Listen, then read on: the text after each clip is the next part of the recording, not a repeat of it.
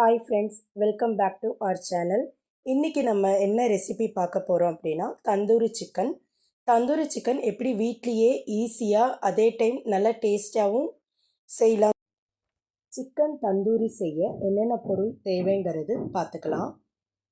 Refined oil அரை cup, chicken 500 gram, ஜீரகத்தூள் 1 teaspoon, மிளகாய்த்தூள் 1 table spoon, 65 masala 2 table spoon, மல்லித்தூள் 1 டீஸ்பூன், இஞ்சி பூண்டு பேஸ்ட் 1/4 டேபிள் ஸ்பூன், மஞ்சள் தூள் அரை டீஸ்பூன், மிளகுத்தூள் 1 டீஸ்பூன், பட்டை கிராம்பு ஏலக்காய் தூள் 1/4 டீஸ்பூன், கசூரி மேத்தி 1 பிஞ்ச், கரம் மசாலா அரை டீஸ்பூன், கார்ன்ஃப்ளவர் 2 டேபிள் ஸ்பூன், தயிர் 1/4 கப், அரை லெமன், உப்பு தேவையான அளவு. இப்போ நம்ம எடுத்து வச்சிருக்கிற மசாலா எல்லாமே மிக்ஸ் பண்ணிடலாம். தயிரில் இருக்கிற தண்ணி அந்த தயிர்லேயே லெமனையும் ஆட் பண்ணிவிட்டு அதில் இருக்கிற தண்ணியே போதும்.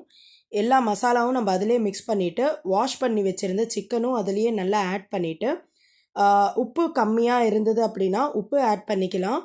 காரம் கம்மியாக இருந்தது அப்படின்னா லைட்டாக பெப்பர் பவுடர் மட்டும் ஆட் பண்ணிவிட்டு நல்லா மிக்ஸ் பண்ணி சிக்கனை 4 hours நல்லா மேரினேட் ஆக விடணும். Okay, alright. சிக்கன் நல்லா 4 hours நல்லா மேரினேட் ஆகி இருக்குது. ஒன்றோட ஒன்று நல்லா மசாலா இறங்கியிருக்கு. 4 hours மினிமம் டைம் தான். நீங்கள் மேக்ஸிமம் அளவு நீங்கள் 6 hours கூட நீங்கள் நல்லா மேரினேட் பண்ணலாம். சிக்கன் எந்த அளவுக்கு மேரினேட் ஆகுதோ அந்த அளவுக்கு டேஸ்ட் எடுத்து கொடுக்கும். இந்த பேனில் தான் நான் சிக்கன் தந்தூர் செய்ய போகிறேன். ஃபர்ஸ்ட் ஸ்டவ் ஆன் பண்ணிவிட்டு நம்ம பேன் வச்சுக்கலாம். நம்ம 1/2 கப் அளவு ரிஃபைண்ட் ஆயில் சொல்லியிருந்தோம் இல்லையா, அதில் ஒரு 3 டேபிள் ஸ்பூன் ரிஃபைண்ட் ஆயில் நம்ம ஆட் பண்ணிக்கலாம்.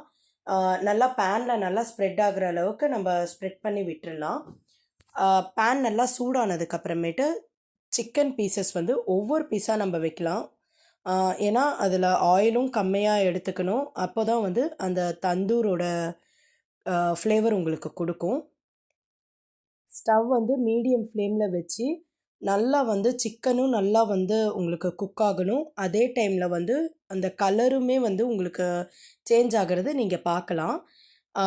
ரெஸ்டாரண்ட் ஸ்டைலில் உங்களுக்கு ஸ்மோக்கி எஃபெக்ட் வரணும் அப்படின்னா நான் யூஸ் பண்ணுற மெத்தட் நீங்கள் யூஸ் பண்ணி பாருங்கள். கண்டிப்பாக நீங்கள் சாட்டிஸ்ஃபைட் ஆவீங்க.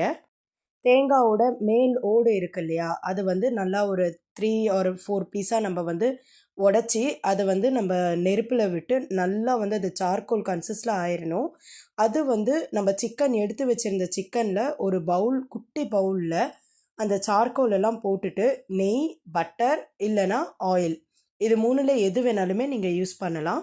யூஸ் பண்ணி க்ளோஸ் பண்ணி விட்டுட்டிங்க அப்படின்னா அந்த ஸ்மோக்கி ஸ்மெல் எல்லாமே உங்களுக்கு சிக்கனில் நல்லா இறங்கிடும். உங்களுக்கு ரெஸ்டாரண்ட்டில் சாப்பிட்ட ஒரு ஃபீலாகவே இருக்கும். ஓகே, ஆல்மோஸ்ட் இப்போ சிக்கன் 2 சைடும் நல்லா குக் ஆகிருக்கு. கலருமே சேஞ்ச் ஆகிருக்கு. இந்த டைமில் நம்ம சிக்கனை எடுத்துடலாம். ரொம்ப நேரம் விட்டிங்கனாலுமே சிக்கன் ரொம்ப ஹார்டாகிடும். அந்த மாதிரி இருந்தது அப்படின்னா ஒரு சாப்பிட்ற ஒரு ஃபீல் போயிடும். ஸோ இந்த டைமில் நம்ம தனியாக ஒரு பவுலில் எடுத்துக்கலாம். நான் மண் சட்டியில் தான் எடுத்து வச்சுருக்கேன். ஏன்னா அந்த ஸ்மோக்கி இறங்குறதுலையும் அந்த மண் சட்டியில் வைக்கிறதும் எனக்கு பர்சனலாக அந்த ஃப்ளேவர் ரொம்ப பிடிக்கும். அதனால் நான் மண் சட்டி யூஸ் பண்ணிக்கிட்டேன். நீங்கள் எந்த பவுலில் இருந்தால் கூட நீங்கள் சிக்கனை எடுத்துக்கிட்டு இந்த மாதிரி ஸ்மோக்கி எஃபெக்ட் நீங்கள் கொடுக்கலாம். சிக்கன் அந்த மாதிரி ஸ்மோக்கி எஃபெக்ட் எல்லாம் கொடுத்து 10 மினிட்க்கு அப்புறம் நீங்கள் சர்வ் பண்ண ஆரம்பிக்கலாம். ஓகே, இப்போ 10 மினிட் பக்கம் ஆயிடுச்சு. இப்போ சிக்கன் எடுத்து நம்ம சர்வ் பண்ணிடலாம். இந்த ரெசிபி உங்களுக்கு பிடிச்சிருந்தது அப்படின்னா நீங்களும் வீட்டில் ட்ரை பண்ணி பாருங்கள்.